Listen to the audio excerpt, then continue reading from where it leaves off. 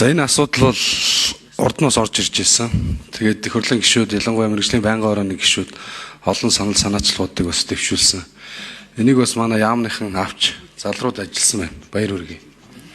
За дамжны сайттай яг энэ асуудалтай холбоотой бас урд нь 2-3 хурал дээр таарч мэдээлэлүүд авсан. Бас нэлээд зүтгэсэн юм байлээ. Дэлхийн нөхцөл байдал ингэж хүндэрнэ гэдгийг бол юу хинч таахгүй шүү дээ. Энд чи одоо давгчгүй хүчин зүйлс тулгарч байна. Тэр энэ дээр бол одоо энэ төслийг бол дэмжиж хэлцээрийг дэмжиж явахаас өөр аргагүй. Яг өнөөдрийн нөхцөл байдал. Магадгүй дараагийн одоо ажуудлын эзэс баялагын яамны сайд, дамжны сайд үлдэж магадгүй. Нэг бол дараагийн сайд гарч ирэх. Дараагийн сайд бас үг хэлмээр байна. Ажуулдвар гэдэг үг чи урд нь байгаа шүү. Цаашдаа юу бид нар ийм ингээ шахаанд орсон нөхцөл байдалд орж шийдвэр гаргадаг. Энийг Монгол улс бол бодлоготой мөл зогсоох хэрэгтэй. Дэлхийн өнөөдөр эрчим хүчний асуудал төр бүх улс их оронд тулгарч байна. Дээрээс нь ялангуяа нефттэй холбоотой дэлхийд нэг хэдхэн оронд байдаг энэ нөөцлөөс хэдүүлээ яаж салах вэ гэдэг дээр толгойгоо ажиллаж байгаа. За энэ бол сэргээгдэх эрчим хүч. Бид амтны сайд бас хэлээд байгаа тийм. Сэргээгдэх эрчим хүч. Бид нар Төв Азийн чийжинд байгаа. Цаашдаа Монгол улс бол мэдээж хоёр өрсөлдөөгөө энэ стратегийн хамтын түншлэлээ хэрэгжүүлээд явна, найрсаг харилцаатай явна. Энэ бол ойлгомжтой. Гэхдээ Монгол улс өөрсдөө бодлогоор ялангуяа эрчим хүчний салбар, дээрээс нь түлшний салбар дээр өөрсдөө үйлдвэрлэлээ хийх ёстой шүү. Нефт боловсруулах үйлдвэрийн өнөөдрийн нөхцөл байдал бол үнэхээр бас хүнд байгаа. Та хэд энийг бас нээлттэй хэлээрэй. Тэгээд ковид гарсан гэж нэг шалтгаан ярьдаг. Хөрөнгө оруулалт зогсож чинь гэж нэг шалтгаан ярьж мөнгө нэгдэг.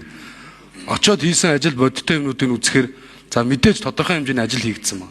Гэхдээ цаг хугацаанд шахаж төлөвлөгөөтэй тэр үнэхээр хийж чадахгүй бол халдаг, сольдог, хариуцлага тооцдог юм явахгүй байгаа шүү. Тэр энэ дээр одоо манай мэргэжлийн яамдын хүмүүс та хэд маань шахаж ажиллах хэрэгтэй. Энийг одоо яг ажил болгож хийгээрэй. Тэгэл одоо нэг ингээд сайд солигдонгууд яадгийг одоо нэг сайд ирэнгүү толгойг нийлж анхаарлын сайнуулж хагаад энэ явчиндаа гэдэг байдлаар төрийн албан агч нар хандаж болохгүй шүү. Бүх яамдууд дээр ерөөс харин яг үнэ. Одоо бараг энэ сайдуудыг чинь зүгээр юм шуунар ирээд буцдаг гэдэг юм яриа гарцсан. Тэгэхээр манай энэ төрийн нарийн бичгийн дарга нар ахлах мэрэгжилтэнгүүд мэрэгжлийн албан хаагч нар нэг юм бодоорой таад. Төрийн хар хайрцаг шаашаа үргэлжлэх ёстой. Ялангуяа эрчим хүч энэ түлшний салбар дээр. Ажуулдвар гэдэг нэрийг урдаа автсан байгаа шүү. Бид нар дахиад ингээд 2-3 жилийн дараа, 4 жилийн дараа, 5 жилийн дараа ийм асуудал яриа сууж ямааргүй байдаг. Ядаж бид нар дотоодосоо эрчим хүчээр явдаг одоо магадгүй аж ахуйн нэгжүүдээр явдаг том техник хэрэгслүүд иргэд маань ундаг машинууд бол дэлхийн өөрчлөгдөөл явна. Тэгэхээр энэ нөөцөө анхаарч энэ нөөцөн дээр тулгуурсан үйлдвэрлэлийн салбаруудаа дэмжиж яваарай гэж хүсэх гэсэн. За хамгийн сүүлд нь за ингээд нефт шатхууны үн өснөө. Тэгэхээр манай аж ахуйн нэгжүүд өргөн хэрэглээний бараа бүтээгдэхүүнийг шууд нэмдэг шүү.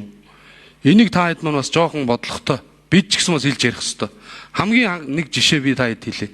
Тэтгэврийг 10% нэмэхэд ямар ч хамааралгүй за би нэрийг нэлээд авах аж ахуйн нэгжүүд байна.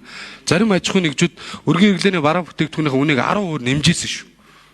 Тэр тэтгэвэр 10% нэмэгдэхэд тэр үйлдвэрлэж байгаа бараа бүтээгдэхүүний өртөгт нөлөөлөхгүй.